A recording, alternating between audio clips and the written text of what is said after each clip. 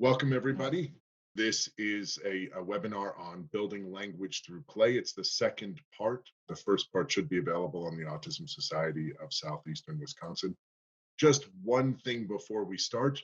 If you haven't used a Zoom webinar before, there is a way to drag, you're muted right now, but there is a way to drag your cursor over the bottom of the section, and there will be a thing that says Q&A or chat, and you can ask questions directly to one of us, or you can post questions in the Q&A. We'd like this to be conversational, so if you have questions during the middle, please ask them. We'll read it to the presenter. One thing to remember is this is a public forum, and we try to adhere to HIPAA, which is the Health Information Privacy Act. So anything that you say, please know it is a public forum. This will be recorded, and this will be shared on Facebook. So try to just ask questions without giving us any personal information. So Nicholas, if you'd like to go to the next slide. This, we've got as panelists, Emily Levine. Is it Levine or Levine, Emily? Levine. Levine, Emily Levine, Executive Director of the Autism Society of Southeast Wisconsin. And we have Gina Herren-Pope, who is the Chief Content Officer at Gemiini. She's a master teacher. She has 2 children on the spectrum herself and has a lot of experience as a gen ed teacher and as a special ed teacher. And then my name is Brian Kasbar. I'm one of the founders of Gemiini, and I'm moderating. So Nicholas, if you could go to the, and Nicholas working. It's all yours, Gina. All right, thank you. And are we looking at types of play? Yes, general play tips. Yes, follow their lead, trial and error, go with the flow. All right, so today we will be continuing on with Tuesday's discussion. We're going to be discussing 2 different areas, like gameplay with rules and symbolic, dramatic, and pretend play. As we get into these, just some general tips, follow their lead. We discussed that a lot on Tuesday, I know. You'll hear that theme throughout tonight as well. Trial and error, it's about having fun. So we have to go with the flow. Things aren't always going to work out as we see them play out in our head, and that's absolutely fine. The important thing, like we want them to be with us in the moment, we have to be with them in the moment. We'll go ahead and go to the next slide, Nicholas. This is types of play, Gina?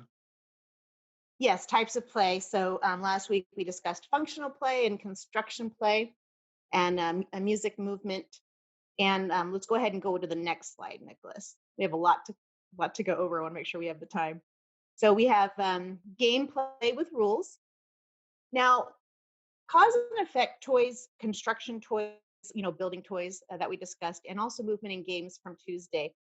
There are games with rules within those domains, those types of toys. And so because we've now given them some exposure to those are a good place to start. You find something they like to do. Games don't have to be published, or the rules don't have to be set. I don't know about you guys, but I know when I was young, I always liked to break the rules or make up my own rules. And that's the kind of thing. Know where your child's at. Feel free to make up your own rules to any game.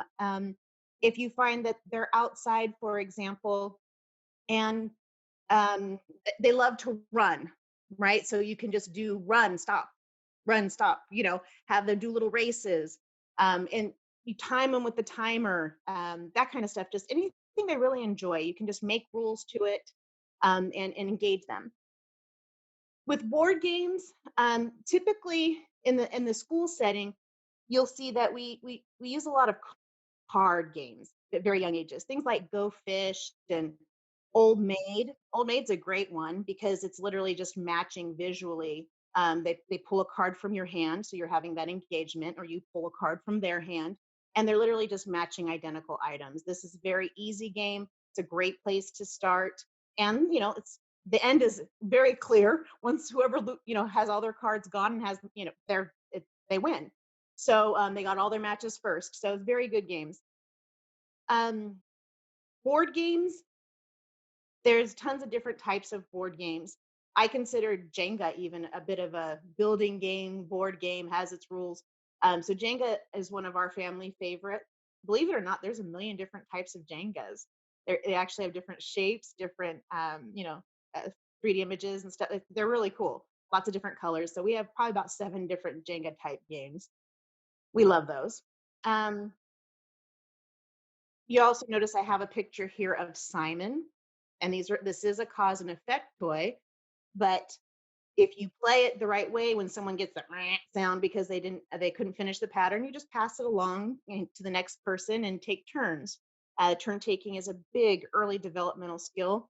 So you want it to be fast, and Simon would be fast because the next person would do their turn, wouldn't last more than a minute or so, and then they would get it back. So And Gina, if I can chime in with Simon, do. Simon may be one of my favorite developmental toys because it works on a really foundational skill for children, which is it's called sequential processing technically, but it's the ability to hold a certain amount of bits of information in your head at once. So if I were to ask you, for instance, to repeat after me the number 1, 3, 8. The ability for you to come back and say 138 to me is very important because you can then hold 3 pieces of information. If I say, go into the kitchen, get me a fork and bring it back, those are 3 separate commands that you have to remember in order. I know I've got a son who's now 22, but he was very severely impacted when he was young. And if I told him that for quite a while, I think till he's 7, he would walk into the kitchen and then not remember the next step, and we would find him in the kitchen. So working on Simon, building up your child's ability to hold, retain, and repeat back bits of information like this with colors. And this is audible and visual, and Mhm. it's touch and it's turn taking. I don't, I mean, Gina, you're the expert here. I'm just the dad, but I can't Oh, you imagine a better toy. you are absolutely right. And I think you're reading my mind. I think Brian and I have been working together so long that we feed on each other's thoughts. So yes, and actually where I was going with that is Simon, for those Gemini users out there, he just mentioned sequential processing. So we do have tools, and sequential processing tools was the next step I took my oldest son, JT. He loved Simon. So Simon was definitely highly motivating. But in with Gemini, I was able to use animals and different shapes and numbers. We were able to use different items so that those bits of information, as Brian mentioned, could actually be built upon. And what I loved about Gemini's version was it wasn't as cause and effect as far as the sounds and all of that stuff. So, and it was very visual, but like you mentioned, Brian, the auditory. So what I loved is when I finally, it took about 8 months to find it, but I realized, I go, what's this auditory button? Because I wasn't working for the company yet. And I was like, oh my goodness, I just hit a gold mine. So in Gemini, guys, if you haven't seen that there's a function for the auditory section of the sequential processing tool, go and click it. Because what it'll say, if you're in animals, instead of showing the pictures and then making them click it in the correct order, what they do is they tell you the item. So they'll just simply say cat, dog, bird. And then it'll show you get to choose how many you want to give to your child. As you guys know, those of you who don't know, you get to set all your parameters, how many you want them to know. Do you want 2 bits of information, 15 bits of information, wherever your child's at? And then you tell them how many distractors, in other words, ones that aren't going to be an option. So let's say I just named 3 items, but I say I want them to show 5 pictures. So they said 3 items, they show 5 pictures, and they have to click the 3 items they just heard, right, in the correct order. Absolutely a game changer for JT. So Yeah. the story was a very important piece for us. And if you don't have Gemini, anything you do like that, you can simply sit with your child and play a game where you say, let me name 3 animals. Can you name them back? Yes. The Flashcards are great for that too. You yeah, could even use, you could use anything, even regular deck of cards, and say, okay, 3, 7, 5, and then give them a 3, 7, 5, and a 9, and then have them put them out. yep. Absolutely.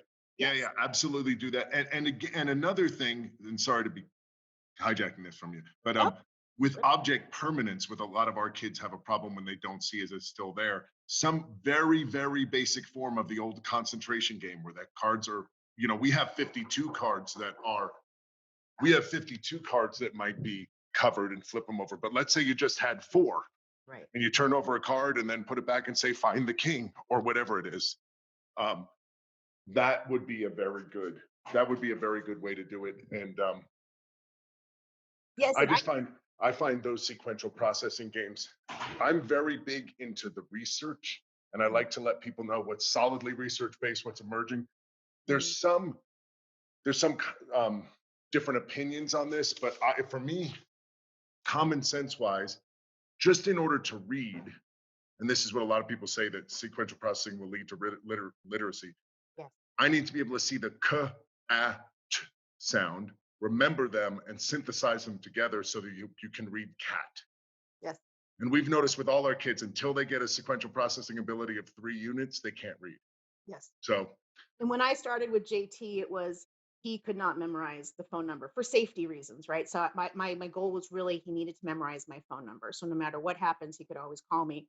And to get to that 7 digit, just a 7 digit without the area code, that was difficult. It took us a while. So that, and I guess when I said it's a game changer, like you're mentioning, multiple step directions just blossomed. Being able to learn his phone number and his address and a million other things that came pretty quickly. I was shocked. So yeah, and the object permanence. If we do back up a little bit, object permanence is a huge deal. People don't realize, like, that simple game peekaboo we play with babies. It is a huge concept, and the neurological gains and I don't want to bore everybody, but that is where um, my passion is actually for that young age, because what it actually does neurologically speaking is it forces us. Have you ever had one of those moments where you're just like, "Oh, what was that?" And you have to figure it out. That's the kind of moment that they're having. And so hiding half of an item, even with cards, just to keep those ideas sharp, that it's more, especially for children with ASD, that there's more than what there appears to be.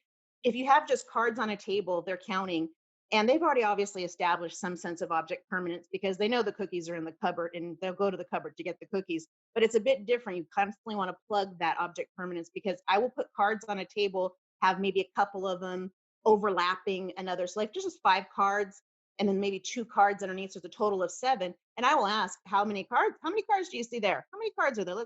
And most of the time they'll still say 5. The first time they go, "Oh, you sure? Why don't you check that out?" And then he'll count, "Oh my, there's 7." Yes. It's very interesting to me because he's 14. That would still happen today.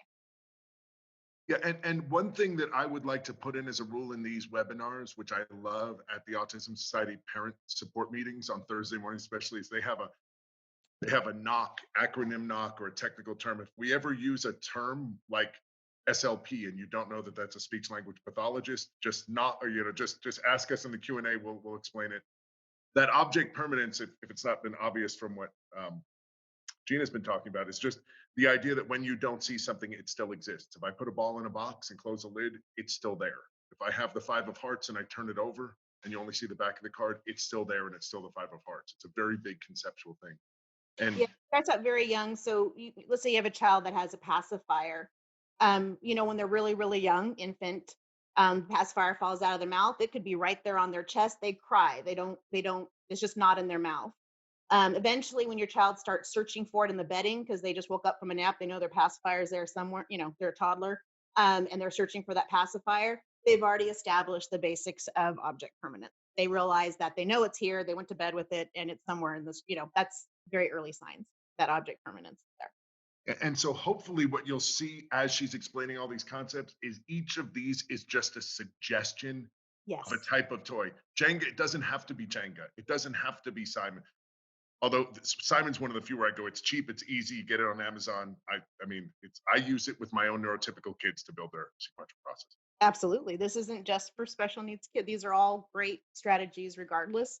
Um, and then if we can go to the next slide, Nicholas, the reason I mentioned Jenga, just it was my one of my favorites.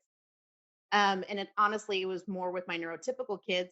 If you're looking at the suggestions of games, you'll see Doggy Do and Gas Out. Is that what everyone's looking at, Nick? Yes. So I told you I'd be referring to Follow Their Lead. Sitting down with my younger 2 children that are on the spectrum. Um, I never thought. I'm sorry. I'm giggling to myself because I never thought I'd be that mom. Well, I became that mom. So one thing that they're little boys, and farting and pooping and all that stuff is very funny to them. And I noticed JT was watching certain things on YouTube about farts and stuff like that. And he would giggle, and which is amazing to me, right? It warmed my heart. He was giggling. So these were the first 2 games that we actually had to take turns. Gas out is a card. There's cards, and you have them face down, and you pull them, and it does work on counting. So they'll have to push it 2 times, and you lose if in your sequence of pushes, you get nice little fine motor in there too. Just saying. And so they're pushing. If it farts, then you're the loser. You want to be able to push your repetition, go to the next person, and have them push. Eventually, it lets out some sounds, and that person loses, and it's good fun. Doggy do is absolutely disgusting, but the kids love it. We were at the time we were contemplating getting a dog, and so I had to rationalize it in my head because you're literally feeding this dog items until the slime comes out his bottom. And it's, yeah, again, follow their lead. This was motivating. I got my kids at the table. I was willing to do anything if I could engage and play with my children for a few minutes. Hence, we have doggy do and gas out. And so, Emily and Rochelle, do you have anything to add so far to what Gina's been saying? No, but I just looked for the age restriction on gas out because I think my teenager would like it. I don't know if it's relevant, but I'm looking at Amazon right now. Okay. Yeah, I've got an 8-year-old, and I've got to tell you, I do a lot of storytelling to him. And anytime I mention poops or butt or yeah, he loves it. And we had a question: is Simon good for all ages and including teens? I would say it's good for 40-year-olds, 50-year-olds. Yeah. Absolutely. yeah. Okay. I would love to see if, when they talk about all these memory builders and trying, they have all these games on apps and stuff that say, defeat, excuse me, not autism, Alzheimer's now, work your brain this way. I don't say, I bet Simon would be right up there. If you did a clinical trial on Simon and cognitive advance, I bet it would be very, very high. I would agree too. I mean, it's of all the toys we use, I didn't have it when Max was young, but I just think I'm a big fan of Simon. And it's cheap, it's buying it right now on Amazon, guys. To be honest, what is it? It was like $12 or something. Yeah, right? it's really, yeah. Woo! Well, it's gone up a little bit, but that might be like just what's going on right now. Yeah. $24.83 plus free shipping. Yeah. But you know what? I spend that. Think about what like you said, what we spend on our games for our memories. Right. Yes. Oh, nice family 100%. 100%. I had one trip to Starbucks. I'm Yes. just, honestly. And you will feel it, Rochelle. I'm telling you, if you work on it and do it, you will feel yourself when you improve your sequential processing. The same. It's actually addicting. Yeah. It's really cute, you guys. It says 8 to 99. So I know our focus is on 10, but this might be a nice. I know we're talking about playing with peers. That might be a game that brings all age groups together, parents, grandparents, everybody together. Yes. In some of this. And I would tell you that it's probably 8 for competitive, which is kind of the spirit of it. It's a little bit competitive, but you could do it with a 4 or 5-year-old. I had Andrew doing it at about that age, about 4. Yeah. And I mean, it was just, even if you only got 2 or 3, we're happy, right? I mean, it gives him a nice buzz when he missed it. The hard part with him is he actually liked the buzz when he missed it. So I think for a while he was purposely getting it wrong so he could hear the sound. But anyway, yes, he used it very young. And one of the things I want to say again, we have 2 or 3 repeats from Tuesday, but before I learned about developmental progress and working with children, I used to think of play as not therapy, as kind of just wasted time. It's not, but just fun time.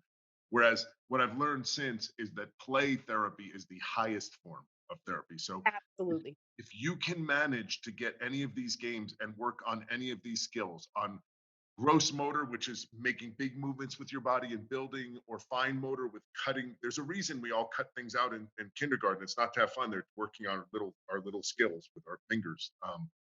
So anytime you can use this play, and Gina's just brilliant at it, to help development, it's fun for both of us. And I think our kids like having fun with us while they're learning. They'll do much more.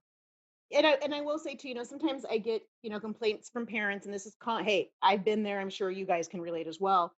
Is, because I always push play. Anyone who knows me will know that I always push play with kids. When I work with my support groups, that's exactly what I do. Is I push play. Just play with your child. Don't get so caught up. Just play. And the cost, because there is a lot of times you go online, you go to Amazon, oh, my child's going to love this and order these games, spend all this money. They get it and it's wah, wah, wah. The kids want nothing to do with it. One thing I will say is put it on the shelf, revisit it, revisit it. But before you go out and spend a fortune, even with things like I talked about old maid, matching items, holding cards in your hand, you don't need a deck, even though you can get them for $1 at Walmart a lot of times, those kinds of games in the dollar bins. But I will say you can actually make your own. You go online and you go to like clip art, make your own you can print it on cardstock or even just regular paper to get started. And, just put two identities, copy an image and put it on a piece of paper twice, cut it out. There's one match, repeat that for like 5 to 7 matches and you have a full deck, you have a full game. Yeah, and if you want, you can go to, because I used to do this with our little guy. Because I didn't have a printer, you can go to a FedEx Kinko's. You can buy 2 or 3 sheets of cardstock from them, the thick paper.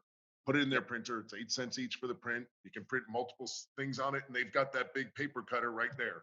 So for like 25 cents, you've got 3 pages, probably 10 stock cards. Anyway, there are lots of ways to do that inexpensive. Exactly. And then let's not overlook the active play. Right now with YouTube and Gemini, but we have all of these interactive videos and we can, and games online. So you could like for even in front of like they're singing Wheels on the Bus and they're doing all these motions. You can get in there and just start moving with your child and then go outside, play freeze tag. It's those are just as important. Take turns if they're verbal, take turns being the leader of Simon Says. Write things on pieces of paper, crumble them up. If child needs help reading, that's fine. Just have them draw it for you. You can read it out loud, or whisper it to them and then they can say it. I've had to do that. So there's a lot of things you can do that don't require purchasing things. And, because again, and even like Simon has a little miniature keychain one. You want to get started, maybe just buy the little one to see if it takes off and then buy the big one. Although that was pretty reasonable price. Yeah. So, but yeah, anyway, so there are other options.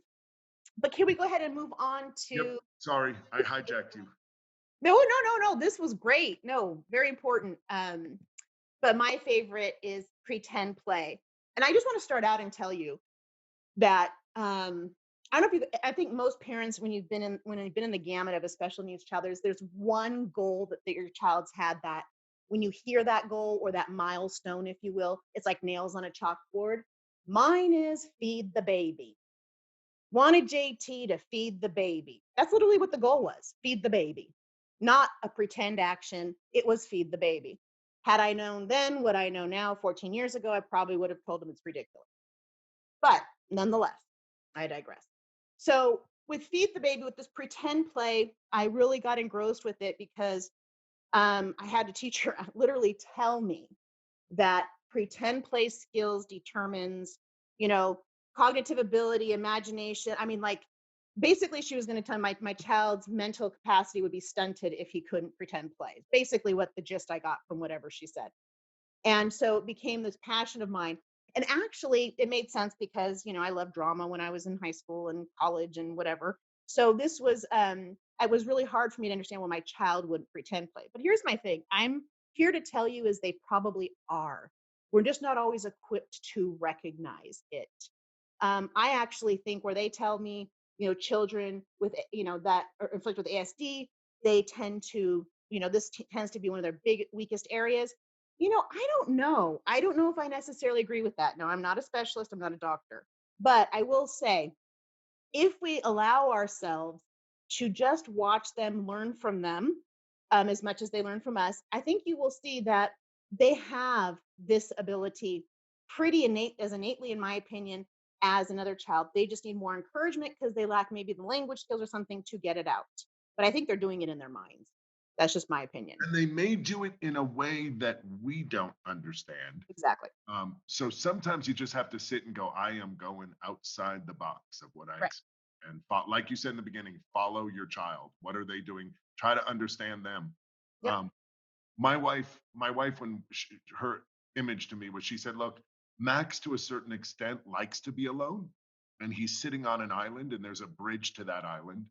And I want him to come over to the island where the family's sitting. But she said, I have to go and cross that bridge and sit on that island and play with him lots of times. Then maybe I could, convince him to come over and spend a little time with us. But Yeah. that was her idea of just always going over to his island, exploring his island with him, which was him. That's exactly right. These are wonderful examples. This is Rochelle. I'm just interjecting. Some of us have kids that didn't even. I don't know how they don't know. They didn't know how to play. Yes. If that makes sense. Yes. No, we covered it. That's exactly what I said Tuesday. They really don't. Yes. So what tips would you give again, Gina, to like help draw that out? Obviously, listening to them and taking cues from them. But are there some other things you would recommend if you have a child? And understand we're talking about kids. Some of them are you're naturally thinking that they're going to want to play with Thomas the Train. They're going to want to build this city. They've watched the video, but there's out of your mind, child. Yeah. How do you draw that out in a way that's respectful? One tip is the cause and effect toys that I mentioned, because they're usually naturally enforcing. Now, honestly, that's probably where I spent the most money getting my kids to play.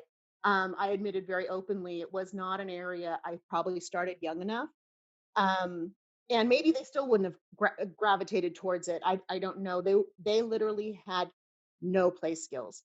They had no, it's like, what do they do all day? It's like, I'm looking and it seemed like nothing productive as far as play goes. And I found cause and effect toys were for me, were my saving grace. JT, even to talk, it ended up being a cause and effect toy. If you've never heard of a fidget friend, FIDGET fidget friends are amazing. I probably bought 20 of them over the course, because what it does is it talks to them. It's a little robot person, and it'll say, dance with me. You want to use your music or mine? My child is actually talking to it, and it'll repeat what you say. So I got a lot of sounds, a lot of voices, even this is many years after I introduced cause and effect, but cause and effect toys, pushing buttons, sitting down with them, give them all the facial expressions. If you push something and it pops up, show the excitement, and it may startle them. I know it did for JT. Some of my reactions, he really didn't like it.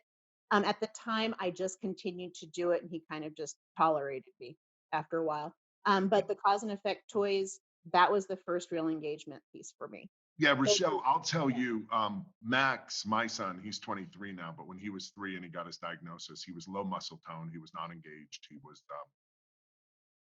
we talked on Tuesday that he kind of started lining up cars. He'd lay and look at his peripheral vision and line up cars.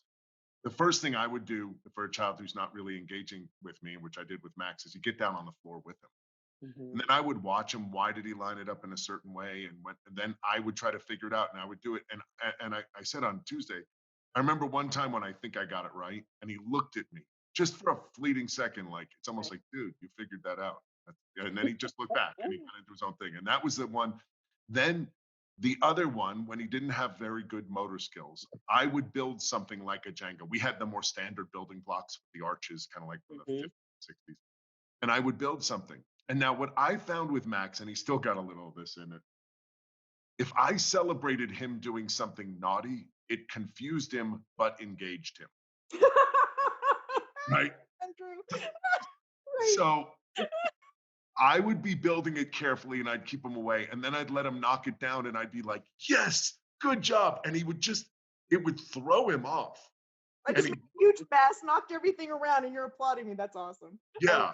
And so is that kind of pretend play a little bit, like, or no? That's cause and effect more than anything, I think. More than anything else. Okay. And so then what happened is there'd always be some left, for him to knock it over. And then he'd come, because I know his thought process. He wouldn't look at me much, but he totally gave me like, are you freaking kidding me? You just cheered.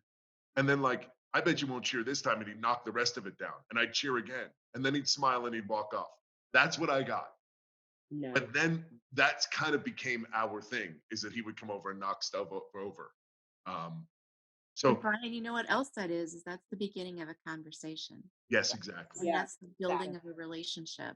Yep. And really where we want to get, or where I always wanted to get, was to have that interaction, that back and forth that precedes conversational skills, because that's part of what you have to do to be a conversational partner, is is watch your partner's reaction and enjoy getting a reaction. Yeah. Yeah. And one other thing that I'll say here was very interesting because I said before I'm a storyteller with my son, and when I tell stories, one of the things I did just instinctively was I told adult jokes. Just for me, he doesn't get them. They're about things in the world that he just wouldn't get, that I laughed at. And she made a comment to me that she said, by doing that, you are enjoying yourself. And no matter what your child at whatever developmental level they can pick up your emotional energy. And so if you're enjoying what you're doing while you're with them, they pick that up.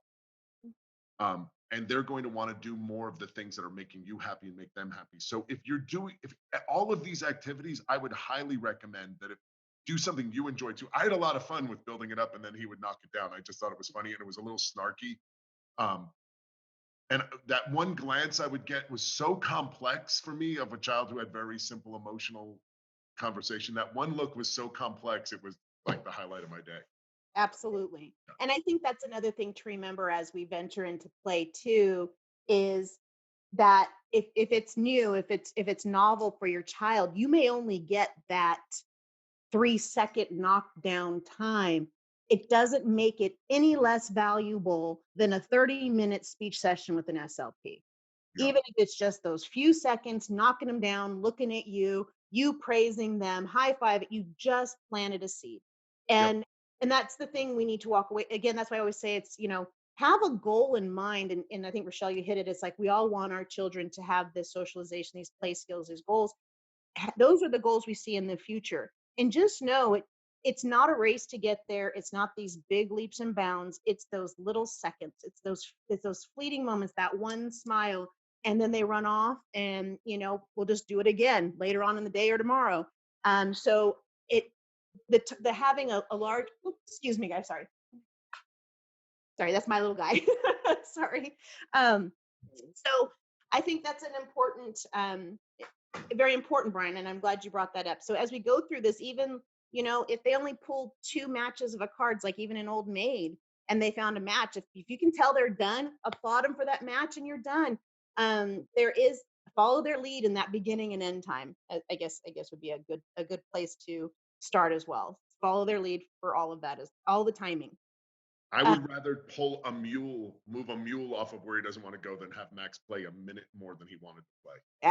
Yes. And it's also not good to have them revisit you with it. So to keep them motivated to continue those moments with you, that's the best thing you can do, is to let them run off. They're done. We'll do it again. Eventually, as the confidence, skills, whatever you want to call it, as all that stuff, your rapport, whatever it is, builds, that time will increase. Don't worry about the time. That time it'll come. Yep, it does. Yeah. So in this, I just wanted to bring a few things. I mentioned in the very beginning of this pretend play that I believe that they are doing it. You may not be able to express it, or not, as Brian mentioned, maybe not in a way that we know. Now, looking at these pictures I put on there, the little dress up things, the little girl with the spyglass, these are very typical, the puppets, very typical things neurotypical kids love. My kids could have cared less. Right. They didn't want to prance around a mirror dressed up as a fireman. They did not interest them whatsoever. So I put them here because that is pretend play. But for me, what is also pretend play is actually noticing what they are doing with realistic objects. If they're combing a doll's hair, or they're doing something very pragmatic with an item, that is pretend play. If they bring you a plastic apple and give it to you, they know it's plastic, so all of these little things you may not recognize as pretend play, it actually is. Once you notice that your child has any pretend play skills, like I said, even if it's just this little girl here playing mommy, she's putting makeup on like mommy. It's literally an imitation skill, imitating something she saw. It could be wiping a counter, even though it's not dirty, just following along, imitating, that imitation play. That is the basis of pretend play. You're just starting to see a glimmer. What you can do is start chaining it. And so, like, say this little girl, she does actually have a face brush and she's doing it. But then I maybe go up to her and, oh, look here, put on some lipstick, but it's a pretend lipstick. It's invisible, right? So you just pretend to roll it up and you put lipstick on her and you just kind of increase the skill of this pretend and imagination. And then that's it. I just added this little lipstick. We'll see if she takes to it. I'll maybe do it a few other times if she does this maneuver again. And that's it. Again, few seconds, we're out of there. It's just a little spark that this can be fun. Same thing with the puppet. Try it. I mean, try everything, right? But maybe the puppet is because it growls or something. You can see this little boy here. He's growling. We're making animal noises. That's a Gemini video. And so even if it's just growling with puppets or holding a puppet up, what is this? What does a bear say? And they're growling at the bear. All of these little things are a great, great foundation. And if you want to think in little pieces, again, I never had this knowledge when I was a parent of young children, but imitation is such a huge skill to learn. Because when you think, especially for our nonverbal kids, if you can't imitate what I do, you can't produce speech, right? If I say ba, you need to imitate me and say ba, so that when I say bad or bag, you know how to do that. So working on these imitation skills and increasing those imitation skills. So like Gina said, if you have brush your cheek and then put your lipstick on, you've got 2 sequential imitation skills. Yes. And it's a task, just like saying, Bob or dog would be. So really, really important. Also, don't think of language as just words. We use animal sounds because they're fun. Yeah. So we will just bark like a dog. We'll point to a dog and bark like a dog. If they are barking like a dog, that is speech. They are producing a sound with meaning. We can move on to words later, but we start with animal sounds because they're so fun. And you can even, for our really nonverbal kids, we ask them, what does a lizard say? And we just stick our tongue out. They don't even have to make a sound. They just stick their tongue out because we're trying to get their oral motor skills going. We're trying to get the imitation going. Then we can play lots of things. You can even say, what does a rabbit say, and scrunch your nose up. Yep. Get in the front of a mirror and do all those funny fish faces. Yeah, the lizard, everything. Yeah. And imitate. That's all language skills. Yep, it's all language skills. It's all play too. It's fun. They don't have to know they're working. That's the goal. That's the goal. Well, and the nice thing is those are realistic steps for some of our families that have challenges where if you may see some of these pictures and think, oh my gosh, my kids never played like this. I don't even know. But those baby step suggestions that you just made, those are realistic goals that we could wrap our brains around and start to implement in everyday life. And it's nice to know that those quantify as pretend dramatic play that still check off the box of working on language skills. Right. No, I will honestly tell you that I honestly put those pictures in there to remind myself that, because that makes me giggle in the sense that my youngest 2 had it went to the point where I felt for some reason, and maybe it's my trauma from the feed the baby goal, that I wanted them to dress up. So I went as far as to spending, almost $100 on this little Elmo getup. I kid you not. I did whatever, and again, another outfit. I thought because he loved Elmo so much. He had JT's World was the theme, was all Elmo stuff in his bedroom at the time. And I thought, okay, we got this. We're gonna pretend we're Elmo. We're gonna do voices, whatever. And nothing. No desire to dress up. Also, I was fortunate. I have 7 children, so we had lots of other little kids in the house. But you could bring cousins in. You could bring a spouse in. If you can have another person modeling it, so let's say we have a stuffed dog, right? And I put the stuffed dog and I say, woof, woof, bow, wow, bark, bark, whatever you want to do with the dog, and then give it to the other person. That person does the same thing. You are now modeling your expectation of your child to do that. May not even involve the sound. It may just be take the dog and bounce him on the floor, and then give it to the other kid and have that kid bounce it on the floor and then hand it to your child and see if they'll do it. Maybe they won't. And you're working on, you're talking, Brandon, I'm like, you're working on so many skills. You're working on turn taking, engagement, listening to other people's remarks. But what's funny about that story is JT loved the animal sounds, right? And just one time I asked him, because it was, what does a cow say? And he was learning the babies of animals. and he said moo. And I said, what do you think a calf says? And we were also working here. I say, I don't know. He was like, moo. And I said, I go, I think he says, oh. And he laughed. He laughed so hard, right? And then about a couple days later, we're doing noises again. And I said, he goes, what does a dog say? And I said, woof, woof. And he goes, what does a baby dog say? I knew I was like, this is awesome. So I was like, like, what does a kid say versus a cat? It was amazing. Yeah, I love that. The simplest thing, and we're having fun and playing. Yeah. So, okay, one last JT story, Nicholas, if you'll go to the next slide. So I mentioned, obviously, we've all heard my trauma about feed the baby and pretend play, and this happened out of nowhere. My son, I actually had a newborn at the time, and my son was almost 5, completely nonverbal. This is JT, who's 14 now. And I actually took my newborn and JT, and we moved 7 hours away from the rest of my family so that JT can go to a specialist. And this is before I was ever introduced to Gemini.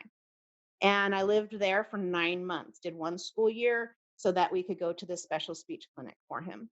It was in an area that I had worked in years before when I started teaching.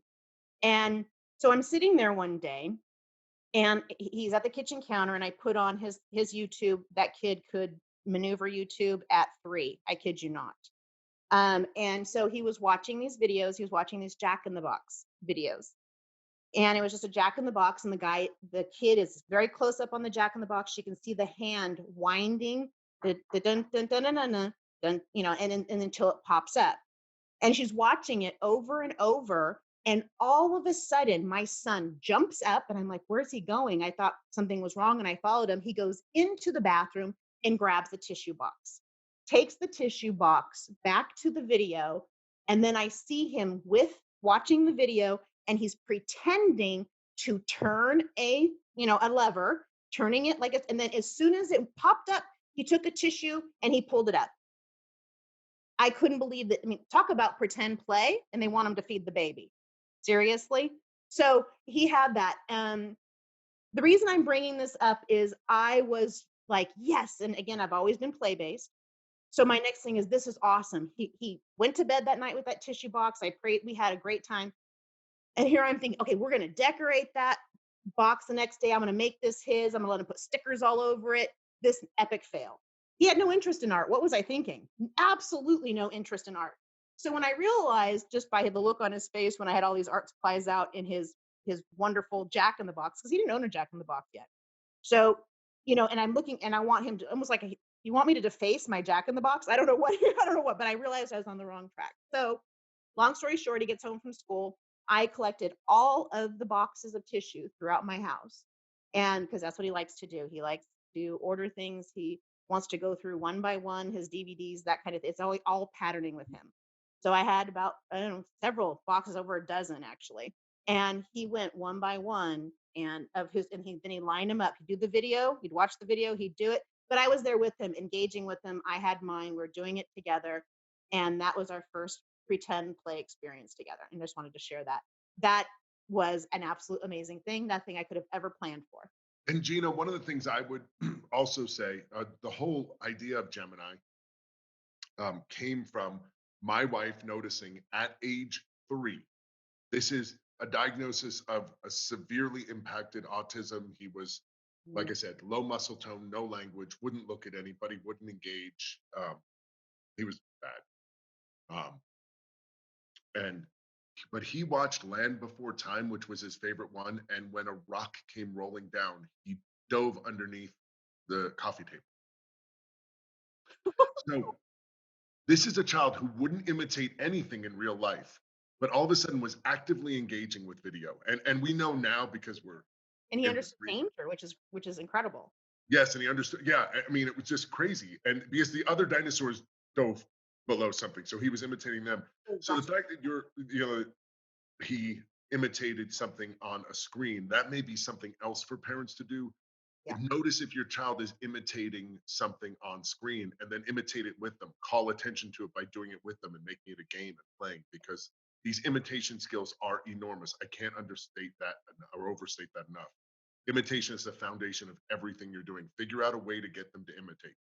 Yes, and that's why, like, and like with the Gemini videos, when you're doing the imitation with objects, we encourage you to have those items in front of your child while you're watching the video, so they can do it along with the video, just like our tissue box example.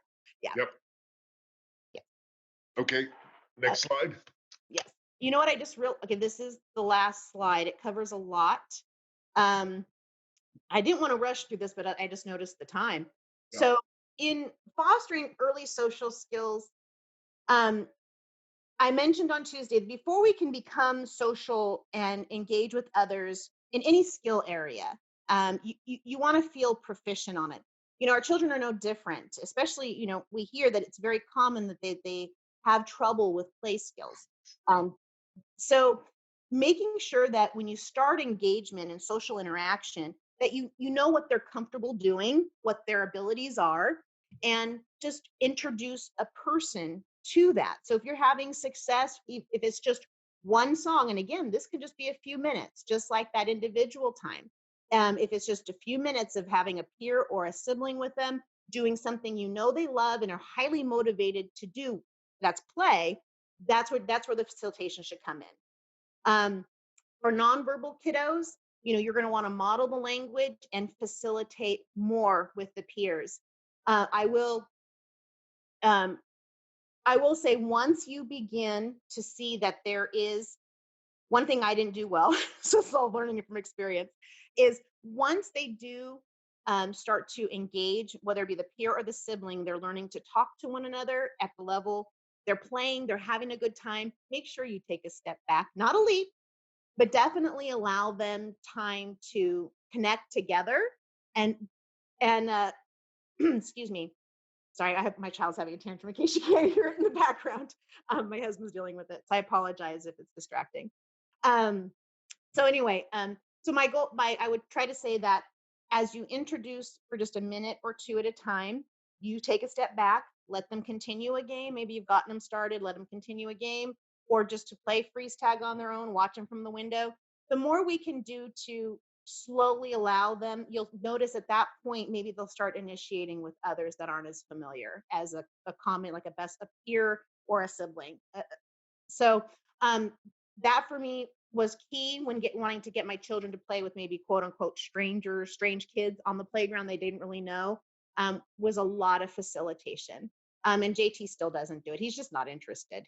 But Andrew is my social one. So he's finally at that stage now where he does not mind swinging next to another child or even pushing another child he doesn't know, which shocked me.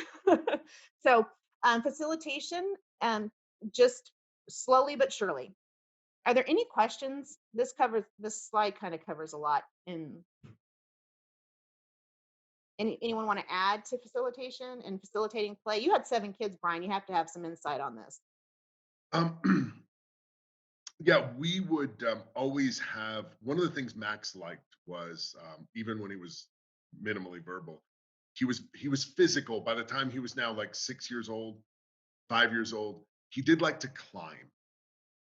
So we had some of the young women, for the graduate students who came in to help his therapist, his kind of paraprofessional therapist, had boyfriends who were climbers, and they would take him to small little, I mean, no more than 8 feet tall of a mountain of a rock climbing thing, and they bring him and they would work on all of those different gross motor skills with him, and we would teach them the words about climbing, we'd teach them the word rope, we'd teach them all that, and then they'd just go and work with they'd work with the young man, the teenage boy. I mean, they just loved these young teenage boys, and those teenage boys would be a treat. He would work all day on therapy to go get more therapy on the rocks. So that was good for us. On interactive play, the best one I found was just tossing a ball back and forth. We'd sometimes sit on the floor with our legs in a V and just see if we could throw the ball into the other V, which is obviously easy when you're sitting 3 or 4 feet away, but you celebrate it. We had one big thing I don't know if I'd recommend it, but we had a basement with a big open space, some unfinished basements when they're big open spaces, and we had carpet down, but we had a big ball like the ones those things at the gym now, but it was a little bit softer. We had a big ball, and we'd kind of play tag with it, where you'd kick the other kids, and sometimes it would knock him down, and he loved it. I've never seen him giggle more than one of those balls knocked him down. So his siblings would just kind of kick the ball lightly, or sometimes a little harder, and it was his favorite thing in the world to do. So he'd get up, and then he'd be smiling, and he'd wait for you to kick him down. He'd just full-throated giggles. So those were his play, where he would play with his. Oh, I see. It's funny. So Max, for all of you who see, Max is the boy in the red shirt there. He was about 11 years old there. Those are my children. Yeah, these are actually all Kasbar kiddos up here in a Gemini video. Yeah. And that there is, and we always talk about keeping it simple. I think you've heard that pretty much throughout the Tuesdays and Thursdays talk. And this is another one where even when it comes to facilitation of play, it doesn't have to be elaborate. And this is stop, go, wave game. And it's just following directions, taking turns. And that's our fairy princess there. That's your oldest daughter. Yeah, that was my oldest daughter. And so this was a game that we played, which I would highly recommend. And we started this very simply, where the fairy princess, which is my oldest daughter in this one, but it's the mom lots of times, would say to the little guy in the red is neurotypical. The two twins, the boy and the girl, had autism. But we would tell the little guy, walk. It was like Simon Says, but with no tricks. So we'd say walk, sit, stop, wave. And then we would ask Max to do either one of those. And the thing was, you'd have to do a task all the way. And he loved the game. It was probably the first game that he could play with his brother and sisters. And we used this as a platform to teach so many things. So it would be walk, stop, sit, wave. And then a little bit later, it'd be like, what color is this? And he'd have to say red. And then he would get to do the next thing. Or is this ball over or under the paper? Under, when you're teaching prepositions. I mean, you can use this for everything. And he doesn't know he's being tested on his therapy. He thinks he's playing a game. Exactly. So yeah, and facilitation of play, it could literally be something. I mean, it again, keep it simple. I put the tug of war there because that is something my kids loved to do. How many of them would it take to pull over daddy? Kind of thing. I do have 4 boys total. So yeah, so that's a, keep it simple, keep it fun. And then I just encouraged you to take a step back. Not a leap, but just a little step, and try to get them engaging without always having to be the voice for the one that needs the voice. So I would recommend Gina as well. When I saw Take a Step Back, one of my thoughts was, at least for me, and I've seen in other special needs parents, I know that you are this way, Gina. yes. Is we always have our eyes on the horizon of where we're going, and just kind of take a step back to see where you're at. Yeah, that too. Absolutely. And that you're having fun with your child and enjoy that. Yeah. So another one of these pretend play things that we had talked about earlier is building a fort. Yeah. As simple as taking 2 chairs and putting a blanket over it, and then going inside of it like a tunnel with them. Just so many ideas that require no money at all. Yep. No special things. You don't have to go to some special toy store. It's just imagination, follow their lead on what they're interested, have fun with them, and try to get them to imitate, initiate, turn, take, and sequentially, do tasks. If you anything that does all those, you're going miles ahead. Absolutely. That was a great clothesline too, Brian. Yeah. That was perfect. Perfect. Were there any questions? The last slide, please, Nicholas.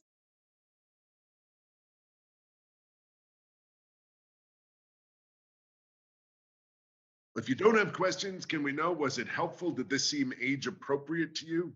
If you want to make a comment, you could just go down to the bottom. You put your cursor over the bottom, say ½ inch of the screen. There'll be a Q&A box where you could type. Yeah, and if there's any stories you'd like to share from anything discussed about your children, we'd love to hear them too. Any tips for parents also that might hear this that you tried, because I'm sure there's a million out there we haven't mentioned. I just did want to share one thing. When my son was like 4 and 5, he was very, very difficult to engage and was really not interested in toys, except for like lining them up. But one thing that he really liked to do was we have a long hallway and he liked to run and he would run back and forth and like crash into the wall at one end and crash into the couch at the other end. And one of our first games was just I would get in his way. And then he would have to crash into me or he'd have to go around me, but it was a way of, Mhm. forcing him to engage, and then we kind of built on that. Um but just to tell parents, especially if they have little kids and Yeah. they aren't engaging at all and they don't like any of the toys you buy, is Mm. just to not give up. Yes. Because you have to keep trying to engage, and it will come. It takes a really long time. And one thing, I was even questioning on whether to say it because I'm a little more reckless than some parents. I let them climb up the slides and go down the slides and everything. But Oh, I do too. yeah. So, but one of the things we were lucky, we had a wood floor with kind of a long stretch, and one of the things we do is put on really kind of fluffy socks. And if you ran in them, you could slide for maybe 3 feet when you stopped, which is phenomenal gross motor skills. I mean, it takes a tremendous amount of balance to stay upright when you're sliding. Sometimes you didn't. Core strengthening. Sorry. Yeah, core strengthening. Okay, but we all did that, and we'd try to like slide just up to the edge, or so we would play that game, or climb under the good old just airplane, holding them above you. I'm a dad, so dads will do that sometimes. You lay on your back and you hold your child up at arm's length, um, and pick them up and down. I'm a very big. I happen to be a former basketball player, so I'm very large. And I kind of had a daddy Ferris wheel where I'd pick you up in a little seat and I'd just kind of go around in a circle. I'd have a daddy swing. I had about 5 or 6 rides that you could go on that they liked, which are all interactive because they have to ask you for them. Yeah, exactly. And tied to what Tickles. Emily, I'm sorry, what? I would say tickles. My thing was tickles with the Oh kids. yeah. They'd have to say more, they'd have to make a sound. They'd have to do something to get more tickles. Yeah. One game I played, and I just made this up, and it's fun. My little 8-year-old still plays it. She tried to change the rules, but I had a game where if I tickled them, if people don't like guns, they don't like, but they, with their finger gun, they had to say "pow" and shoot me, and then I would die. Um, and then they would have to come up and kiss me on the nose to reactivate me. But the danger of kissing me on the nose was they were very easy to grab. So there was all of this planning and strategy on how could they kiss me on the nose and get away. And it provided Well, hours. who was going to take one for the team? Yeah, that's what it was. And lots of times my oldest son would have his little brother take one for the team. So yeah, but that again takes no money. They love it. They're very intrigued by it. And saying what Emily said, there is a lot of patience and a lot of quiet time when I said, like, get down on the floor and watch them with the cars. Sometimes I might have spent 20 minutes there not interacting, just watching. Yes. And sometimes it would just be those little glances over, like, what are you doing, dude? Why are you there? And then I would try to engage with them. But yeah, wait. It can take time, but you always keep trying. I think they want to know you're trying too. Yeah. I think, and I also think that sometimes they they don't maybe not recognize it right away, but eventually as you're laying there and they realize you're there, I think there's some sort of comfort is that, like, for me at least, when because JT was very hard to engage, as I've mentioned, is there almost seemed to be a piece or like this, not smile, but this little like comfort of, I could see he was very contented just to know that I was there. Yep. It took a long time. Like, I know you got glances a lot quicker than I did, Brian, from JT. I mean, it took a lot of just accepting the play that he did, trying to insert myself wherever I could. Again, cause and effect toys were huge for me. But back then, when JT and Andrew are completely different. JT came at a time where not everyone had an iPad, so not every kid had their own, iPod, what computer. I mean, kids today have so many electronics. And I had to battle that more with Andrew. But JT didn't have that. So it was, honestly, it was a blessing, I think, because it probably would have even been harder than it was. But I mean, even without the electronics, he just had absolutely no desire to play. So I completely understand. So it did take a long time. And that's where I just knew, just from Greenspan's model and floor time, just I needed to kind of be there, and just and let go at his pace. And it did take a while. Once we found a few cause and effect toys, which took months, they always changed. It's one thing about kids, regardless, is they go from one thing to another rather quickly. So it is constantly just exposing them and being okay that, it didn't, they don't like it, move on to something else, but revisit it, keep it on a shelf, because they'll like it down the road. I promise you. Or they'll, at least for a week down the road. So, but yeah, it just, and it's those little moments, being okay with those little moments and building on it. Yep. Okay. Well, Gina, I think we're at 7 o'clock. So I want to thank everybody for coming. Hopefully this was of help. Our next webinar is going to be on Tuesday, the 14th. And it is going to be Sheltering in Place to Stay Safe, a discussion on how to write and use a social narrative story by Mary Stone from Stepping Stones Educational Services. So it will be posted on the Autism Society of Southeast Wisconsin's site, Facebook page. A recording of this should also be there within a few days. So anyway, did we get sorry, I just switched over chat. We have some comments here. Okay. Wonderful. Well, we got a few thank yous. You're quite welcome. Brian and Gina, this is Rochelle from the Autism Society. I just wanted to jump in and thank you on record for sharing your personal stories tonight. I found them very touching and very real. And I can hear the love in your voices when you talk about some of your experiences that you've had when you just let it go and I think Gina said, accepting the way they played. When you let yourself be a part of their narrative, I could feel you guys celebrating those memories again. Yeah. I think that's a huge takeaway for our families today. It's like there's not measurement. You can just interject where you can and embrace, think about how old some of those memories are that you guys brought to the table today. Yeah, 20 years. Yeah. I was right there with you. I felt yes.